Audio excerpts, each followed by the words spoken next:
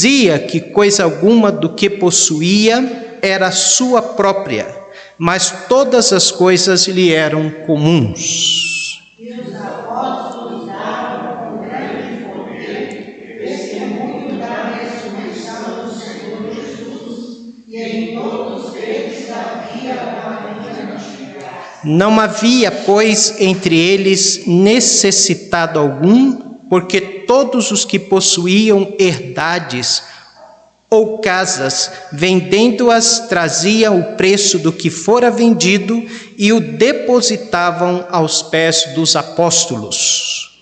Repartia-se a cada um segundo a necessidade de cada um. Então José, chamado pelos apóstolos Barnabé, que traduzido é filho da consolação, levita natural de Chipre, Possuindo uma herdade, vendeu-a, trouxe o preço e o depositou aos pés dos apóstolos. Amém. Vamos orar, vamos agradecer a Deus. Você tem algum pedido hoje de manhã?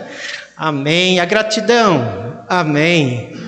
Pai, nós queremos nesta manhã agradecer o Senhor pelo privilégio que temos de nos reunir como igreja do Senhor. Tantos os que estão aqui presentes, aqueles que estão em suas casas, ó Pai, acompanhando pela transmissão, nós te louvamos por isso. Te agradecemos pela semana, aonde, Pai, o Senhor cuidou de nós, aonde o Senhor nos sustentou, ó Pai, e nós te louvamos por isso. Agora, Senhor, Tu nos dá a oportunidade neste primeiro dia da semana de abastecer, Pai, a nossa vida espiritual através do estudo da Tua Palavra. Nós cremos de que a Tua Palavra é viva, que ela é eficaz, que ela é mais penetrante do que espada alguma de dois gumes, que penetra até a divisão da alma e do espírito, das juntas e medulas, e é apta para discernir as intenções e pensamentos do coração. Ela é o nosso sustento, ela é o nosso alimento, ela que nos mantém em pé, que nos dá ânimo, que nos dá força. Ó Pai, nós queremos mais uma vez ser alimentados por ela. Então, nesta manhã, que o Teu Espírito Santo nos ensine, que Teu Espírito Santo aplique a Tua palavra em nosso coração. Pai, cada pedido hoje de manhã, cada gratidão dos meus irmãos, o Senhor conhece. Então responda, Senhor, mediante o Teu grande poder, mediante a Tua grande misericórdia e graça para conosco, não porque merecemos, mas porque o Senhor é bom, o Senhor é misericordioso e o Senhor cuida de cada um de nós. Ó Pai, assim nós oramos, em nome de Jesus. Amém. Podeis assentar, meus irmãos. Bom dia, os irmãos que estão em casa também. Nós estamos dando continuidade, irmãos, a chave. Vê se está aí, Lucas. Se não, com a irmã Luciana. Ok. Estamos dando continuidade. Podeis assentar, os irmãos estão em pé. Ao nosso estudo, estamos chegando ao final de uma série de lições que tem como título De Volta aos Princípios. E nós vimos 5 princípios que fizeram parte da igreja primitiva. E estes 5 princípios fez com que a igreja primitiva lograsse muito êxito no crescimento, no cumprimento da grande comissão. Então, esses 5 princípios são a oração, são a evangelização discipuladora, a plantação de igreja, a formação de líderes e, por último, a compaixão e graça. É o que nós estamos vendo. Estamos voltando no tempo, estamos olhando para a igreja primitiva e estamos vendo esta prática, esta vivência de compaixão e graça na vida da igreja primitiva. O texto que nós lemos, irmãos, ele vai nos levar a mostrar para nós, ele nos mostra, na verdade, a forma como a igreja demonstrava o seu amor. Então, esse é o primeiro ponto da nossa mensagem hoje, do nosso estudo, a forma como se amavam. Amém? Veja comigo o versículo 32. O que diz? Diz assim: e era e a alma da multidão dos que criam. Aqui nós vemos duas áreas importantes na vida de um ser humano. Nós vemos aqui o coração e a alma, ou o coração e a mente. O coração diz respeito ao afeto, ao amor. Então havia ali o amor no coração, havia o afeto no coração daqueles irmãos, mas também havia ali a verdade da palavra de Deus que era ensinada, que era pregada pelos apóstolos. Então, estas duas verdades uniam o povo, o coração, o afeto e também o entendimento daquilo que era pregado, daquilo que estava sendo ensinado. Nós podemos dizer com certeza que sem doutrina e sem verdade, e só um coração ou um só afeto não une o povo de Deus. Nós podemos ter doutrina, nós podemos ter verdade, nós podemos conhecer a palavra de Deus de capa a capa, mas se não houver o coração, se não houver o afeto, não nos une. O contrário também é diferente. Se nós tivermos só coração, se nós tivermos só afeto, sem a verdade, também não nos une. Então, ter compaixão e graça é estar fundamentado no afeto e na verdade. Os irmãos entendem? É estar fundamentado não somente em um ou outro, ou a mente, ou seja, o entendimento e o afeto, o coração, mas está fundamentado nos dois. Tanto a verdade deve fazer parte das nossas vidas, da nossa vida como igreja, a doutrina, mas também o afeto, o coração e a verdade. Isto unia o povo da igreja primitiva. Era uma unidade espiritual ali. Havia diferença de opinião? Claro que havia. Mas o indispensável, o essencial, fazia parte daquela igreja. Era o afeto e a verdade. Uma outra lição que nós aprendemos nesse texto que nós acabamos de ler é de que ninguém dizia que a coisa ou do que possuía era propriamente sua. Veja o versículo 32 ainda. E era o coração e a alma da multidão dos que criam, e ninguém dizia que coisa alguma do que possuía era sua própria, mas todas as coisas lhe eram comum. Que coisa! É algo extraordinário isso, né? Ou seja, Paulo, ou melhor Pedro, ou melhor Lucas está falando, né, que é o escritor, de que o que eles tinham, eles não consideravam donos dos seus próprios bens. Eles não consideravam donos, eles tinham na sua mente de que todas as coisas que eles tinham lhe eram comum, ou lhes eram comum. O texto está dizendo de que eles compartilhavam o que tinha. E no sentido aqui, não é o fato de eles venderem tudo o que tinham e dar à igreja, como muitas vezes nós temos isso. Parece que acabou.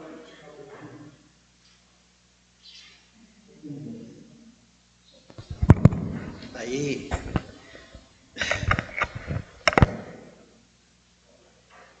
Então, essa prática que nós estamos vendo, agora.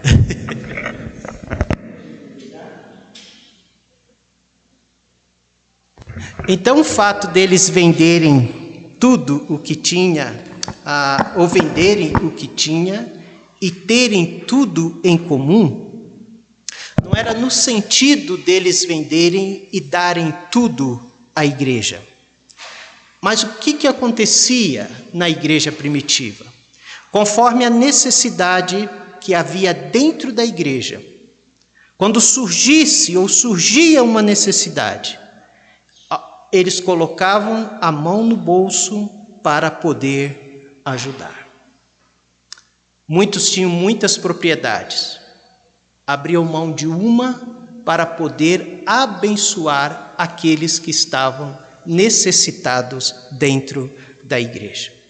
Uns vendiam, outros até desenterravam aquilo que eles haviam enterrado, porque era uma prática muito comum naquela época de se enterrar o seu ouro, a sua prata, o seu dinheiro, e poder assim distribuir no âmbito da igreja para abençoar aqueles que haviam ou que tinham necessidade. Olha o verso 34, que interessante.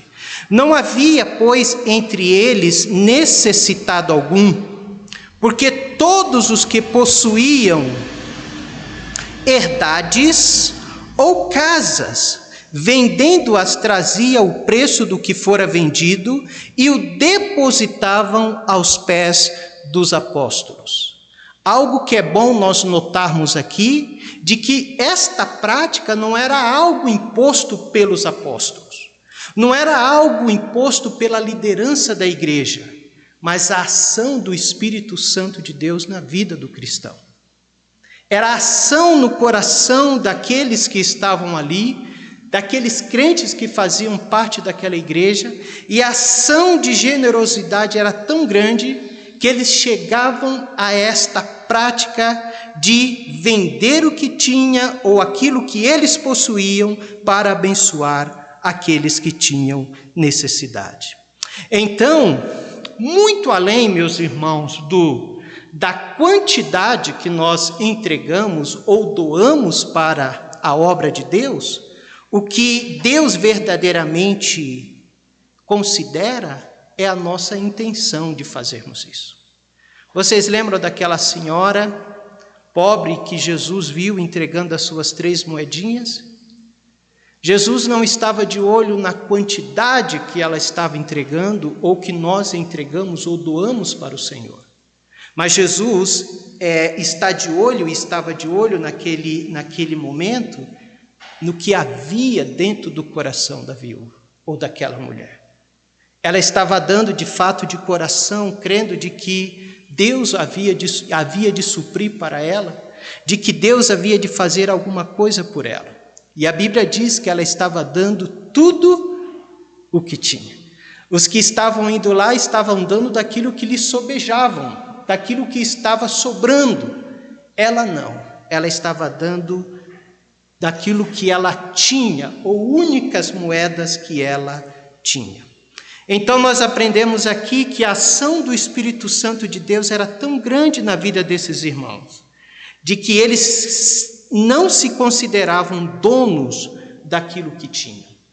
Mas quando haviam necessidades dentro da igreja, eles abençoavam, eles estavam prontos a ser bênção na vida daqueles que precisavam. Versículo 33, diz assim: e os apóstolos davam com grande poder testemunho da ressurreição do Senhor Jesus, e em todos eles havia abundante graça. Ou seja, havia o coração, a generosidade do coração, mas havia também doutrina, havia também a palavra de Deus. Ou seja, os apóstolos estavam pregando, os apóstolos estavam ensinando aquela igreja, fundamentando aquela igreja na palavra do Senhor. Então a Bíblia diz que havia uma abundante graça. Quando nós unimos a palavra e oração, a abundante graça se derrama sobre as nossas vidas. Era o que acontecia ali. Uma igreja que orava, uma igreja que ensinava a palavra, e a graça de Deus, a abundante graça de Deus, era derramada nos corações. Versículo 35 a 37, veja o que diz: e repartia-se cada um segundo a necessidade que cada um tinha. Então José, chamado pelos apóstolos Barnabé, que traduzido é filho da consolação, levita natural de Chipre, possuindo uma herdade, vendeu-a e trouxe o preço e o depositou aos pés dos apóstolos.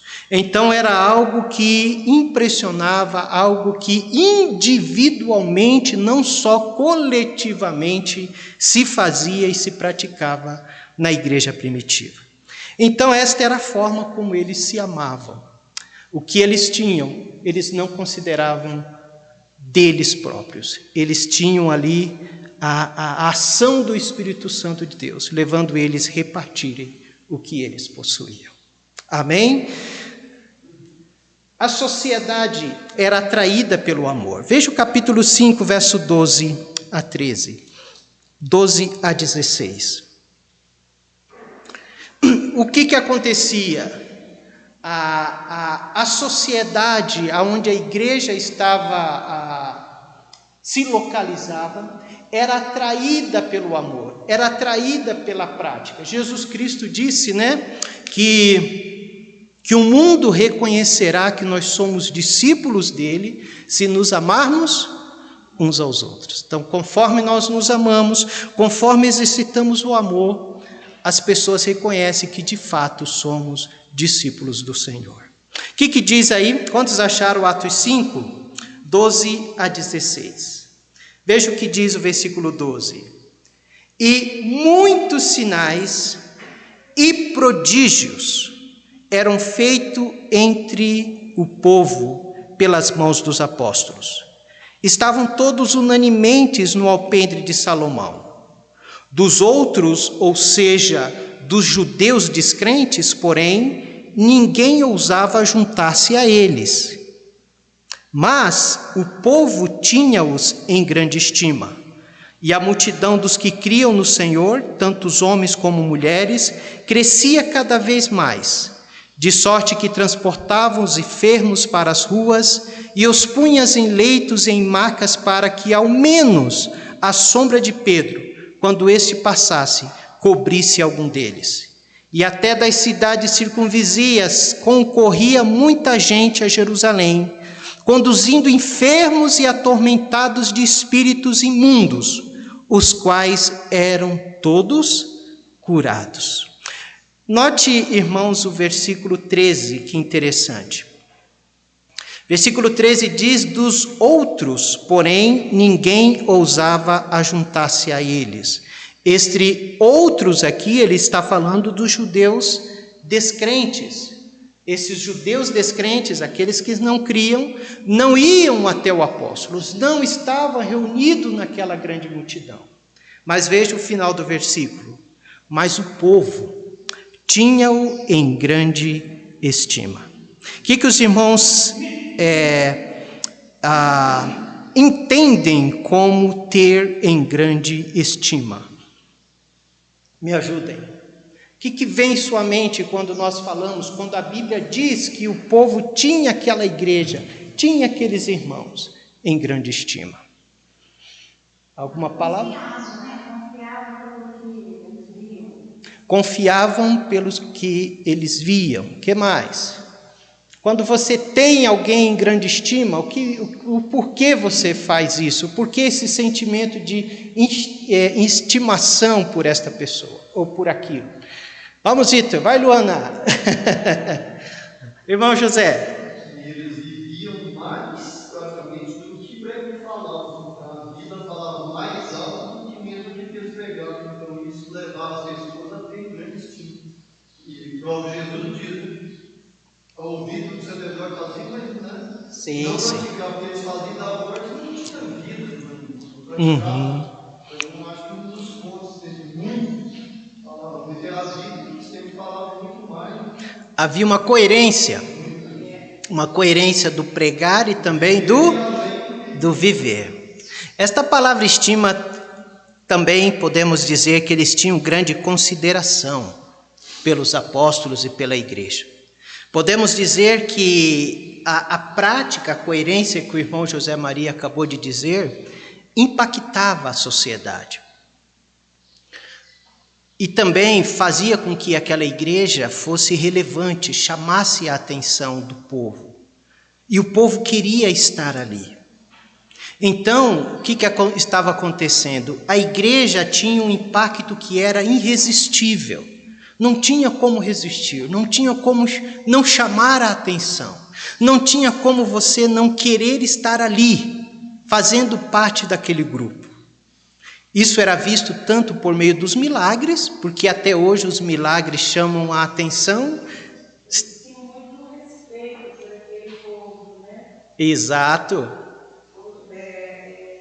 Considerava, tinha assim, um respeito muito grande pelo que eles viram, né? Na vida deles. Exato. Aquele povo, né?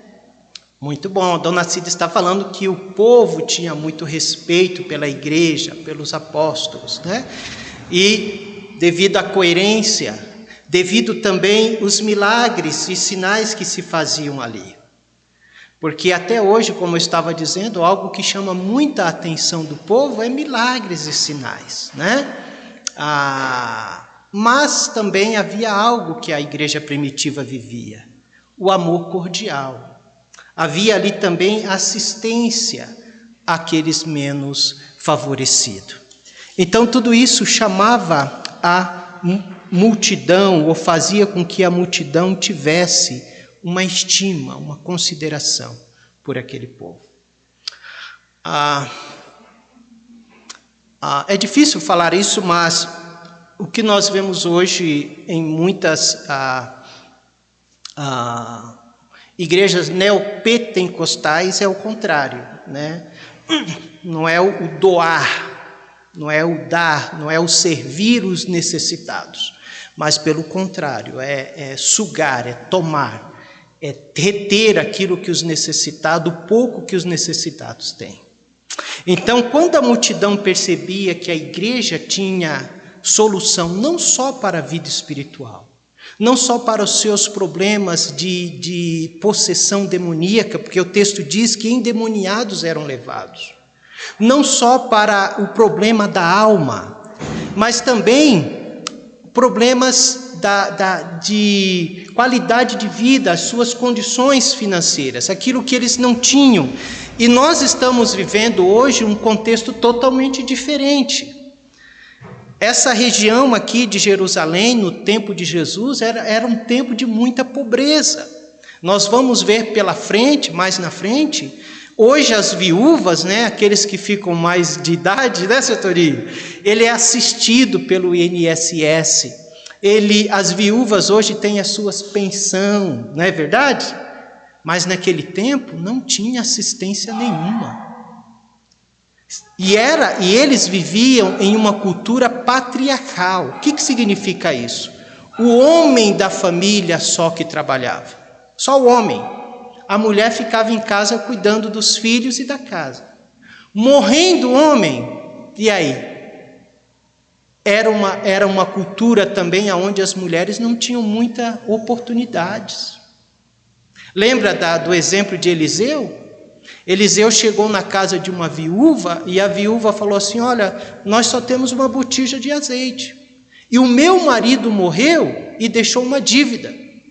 E os credores vieram aqui e levaram os meus filhos para pagar a dívida. Tamanha era a dificuldade daquele tempo. O homem morria, os filhos tinham que trabalhar para pagar a dívida. E aquela mulher só tinha uma botija de azeite. Aí Eliseu vai dizer assim: pega as vasilhas que você tem e vai na vizinhança, né? Não, busque vasilha na vizinhança, né? E a palavra de Deus diz, conforme aquela mulher era derramando o azeite, mais o azeite ia sendo multiplicado. Então aquela passagem nos mostra um pouco, desde aquele tempo de Eliseu, a situação que era para os menos, né, beneficiados, né? As viúvas, aqueles que não tinham uma condição tão boa. Então, algo que eu gostaria de chamar a atenção aqui dos irmãos, é verdade que quando nós fazemos o bem, como a igreja primitiva fazia, quando nós damos aos outros, aos necessitados, muitos irão nos procurar por interesse. Não é verdade? Muitos irão procurar por interesse. E não foi diferente nos dias de Jesus.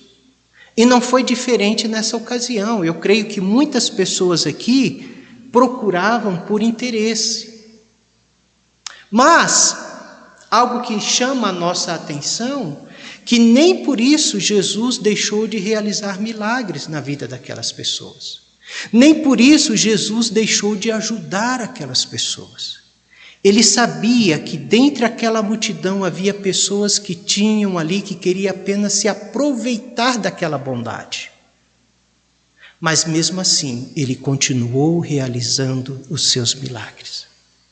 Mesmo assim, ele multiplicou os pães e peixe para aquela multidão. Um outro exemplo, no caso das viúvas, nós vamos passar por esta passagem. Começou a haver uma reclamação dos gregos em relação às suas viúvas, porque elas estavam sendo desprezadas na distribuição de alimento ali em Jerusalém. Aí Pedro, os apóstolos se levantam e compõem quem? Os diáconos para ajudar. Então ele diz assim: o serviço é muito grande, nós não estamos dando conta de suprir tudo. Então nós iremos nos dedicar à palavra e oração e vamos constituir os diáconos para cuidar, para que ninguém fique fora, para que todos sejam alcançados. Note que houve da parte daqueles gregos uma reclamação. Houve da parte dos gregos uma insatisfação. Houve da parte dos gregos, eles estavam olhando aquilo como que se não tivesse sendo bem administrados. As nossas viúvas estão ficando fora. E os apóstolos poderiam dizer assim: então vamos parar com isso, porque já está havendo reclamação, tem pessoas insatisfeitas com aquilo que nós estamos fazendo. Mas pelo contrário, ao invés deles pararem, não, eles organizam para que eles possam servir mais e mais. Amém? Porque muitas vezes quando nós olhamos algo e de repente começa alguém falar, alguém reclamar, qual é a nossa posição? Vamos parar. Não, eles não pararam, eles apenas reconheceram a sua deficiência de que eles não estavam dando conta, mas vamos continuar assistindo este povo. Amém, meus irmãos? Então, chegou um momento que Jesus ficou até com os 12, lembra? Aquela multidão que estava seguindo ele começou a querer ir embora. E Jesus vai dizer, ou melhor, saíram da sua presença, foram embora, se retiraram da sua presença. Jesus Cristo vai virar para os 12, vocês também não querem ir? E eles disseram, Pedro se levanta, né? Senhor, para onde iremos nós? Só tu tens palavras de vida eterna. Então, mesmo aquela multidão que ele alimentou, teve um tempo que ela abandonou Jesus. Elas foram embora, deixaram ele só. Mas nem assim ele deixou de ensiná-las, de praticar a compaixão e graça na vida daquelas viúvas, ou daquela multidão. Amém? Então, à medida que a multidão via que a igreja tinha solução para o seu problema de alma, e também a solução, muitas vezes, para o seu problema do corpo, a multidão vinha até eles. O texto diz que o povo tinha-os em grande estima. Amém? Muito bem, meus irmãos. Vocês sabem por que a maioria dos hospitais tem nome de padroeiro? Como diz, né, a Igreja Católica tem nome de santo. Você já notou que a maioria dos hospitais tem esses nomes? E as casas de misericórdia? Nós, lá na nossa região, nós encontramos em Santos o Hospital São Lucas, em Santos. Nós temos também o Hospital São Paulo. Nós temos em registro o Hospital São João. Você já notou isso? Por quê? Porque muitos desses homens, né, na qual é dado o nome do hospital, eram Exato, baseado nas Escrituras, muitos deles. E quem eram esses homens? Eram homens fiéis ao Senhor Jesus. Homens crentes, né? Mas homens crentes de que fizeram a diferença em relação à graça e à compaixão. Muitos desses homens acolhiam feridos, os doentes, e cuidavam deles. Não é isso? E devido à sua compaixão e graça, a doutrina católica, os dogmas católicos, viu nesses homens de que eles eram santos, e assim o canonizaram. Então eles olhavam, olha aquele homem, é um homem santo, ele cuida dos outros. Então aquele camarada morria, ou morreu há muito tempo, né? Nós vamos chamar ele agora não de Paulo, mas de São Paulo, São Pedro. Então por isso, mas tudo isso veio devido ao seu ato de compaixão e graça. A maioria das mulheres aí que foram canonizadas como santas, elas também eram mulheres que se doavam suas vidas em benefício ao próximo. Então isso fazia parte da igreja primitiva, isso fazia parte dos crentes do passado. Não sei se os irmãos conhecem este homem aqui, George Miller. Quem foi George Miller? George Miller, meus irmãos, ele surge no cenário evangélico, no cenário cristão, como um homem de grande fé, uma grande fé. Ele foi um crente fiel do Senhor Jesus Cristo, um ganhador de alma. E George Miller foi um pastor missionário inglês. Ele nasceu no dia 27 de março de 1805. Ele nasceu na cidade de Bristol, na Inglaterra. Ele tornou-se notável pela dedicação às crianças desamparadas. Esse homem, ele abria orfanatos naquele tempo. Agora a gente olha para aquele tempo, hoje nós já temos questões de orfanato, agora vamos olhar para 1805. Como naquele tempo as coisas eram bem mais difíceis. Então ele abria orfanato para abrigar. E muitos desses orfanatos que ele abria sem recurso algum. E ele confiava em quê? Ele confiava sempre na provisão divina. E ele proporcionava para estas crianças roupas, comida e boa educação. Então, logo quando esse homem se converteu, a sua biografia nos diz que ele foi conduzido pelo Espírito Santo, juntamente com a sua esposa, a abrir um albergue na sua casa. Então, primeiro ele abre um albergue. Inicialmente, a história diz que cerca de 40 meninas começaram a frequentar, a ser assistido por George Miller.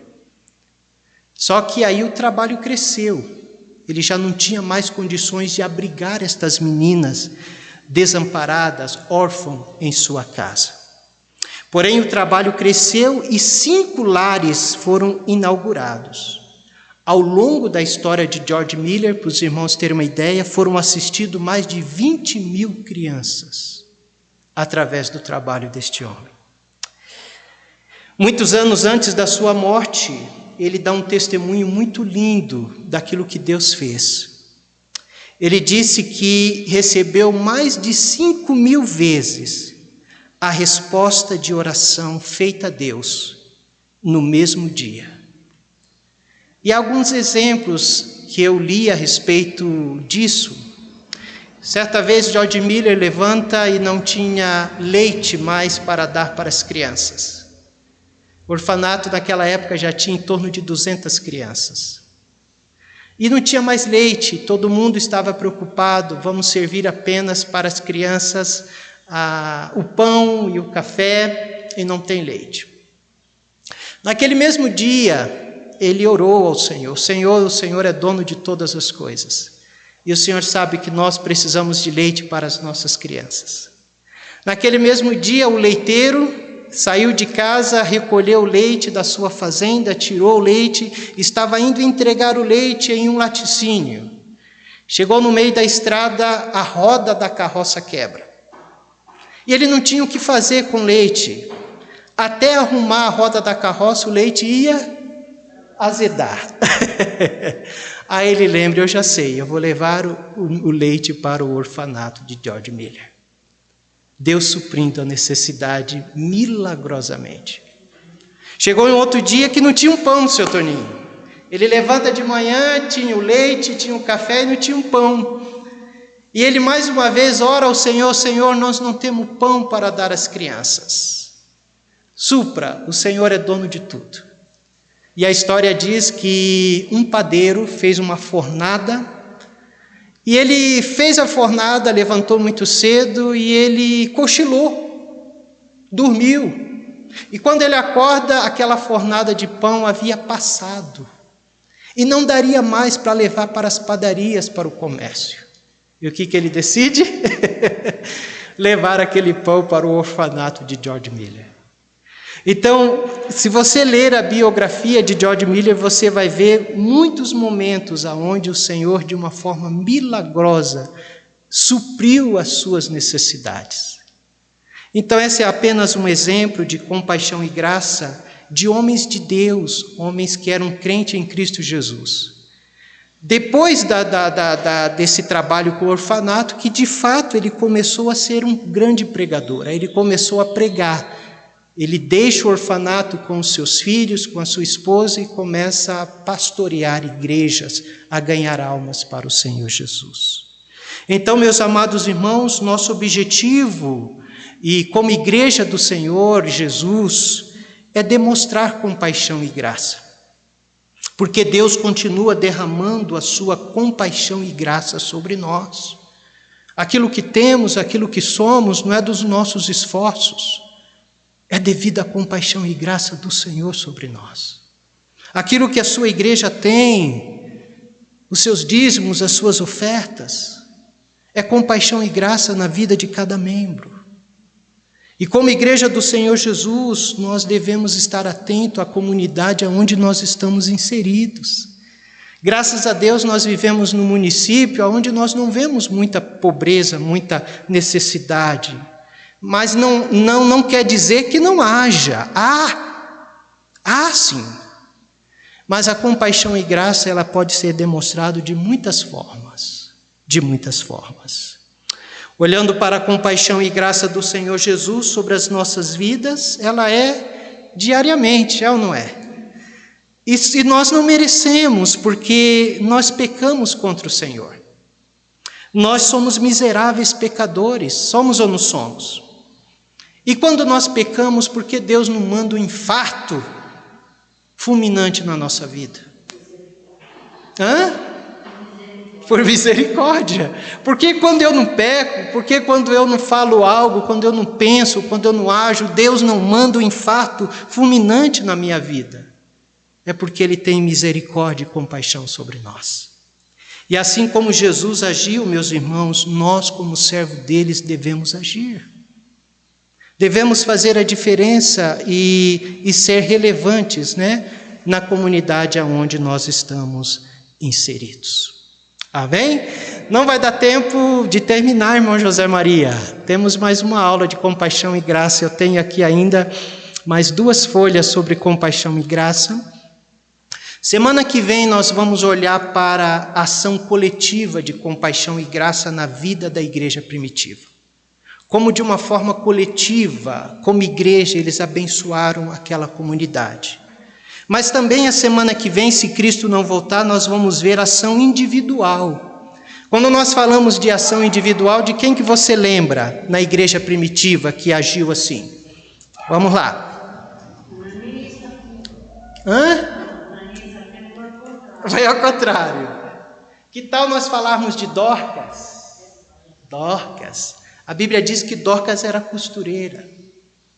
E a palavra de Deus diz que ela costurava, mas ela não costurava para si mesma.